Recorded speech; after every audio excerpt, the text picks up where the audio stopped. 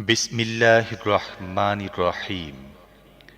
আহলে কিতাব ও মুশরিকদের মধ্যে যারা কাফির ছিল, তাদের কাছে সুস্পষ্ট প্রমাণ না আসা পর্যন্ত তারা নিজেদের কুফরি থেকে বিরত থাকতে প্রস্তুত ছিল না।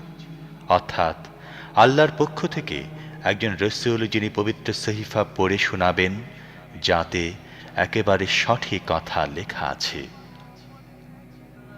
প্রথমে যাদেরকে কিতাব দেয়া হয়েছিল তাদের মধ্যে তো বিভেদ সৃষ্টি হল তাদের কাছে সত্য পথের সুস্পষ্ট প্রমাণ এসে যাওয়ার পর।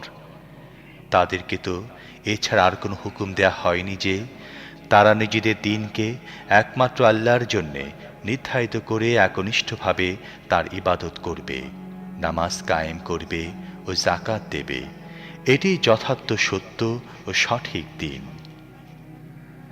আহলে কিতাব মুশরিকদের মধ্যে যারা কুফরি করেছে, তারা নিশ্চিতভাবে জাহান্নামের আগুনে স্থায়ীভাবে অবস্থান করবে।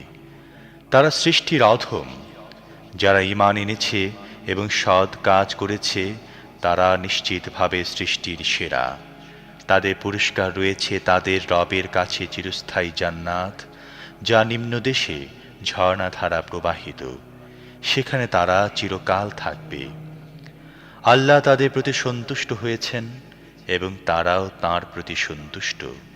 এসব সে ব্যক্তির জন্যে যে তার রবকে ভয় করে।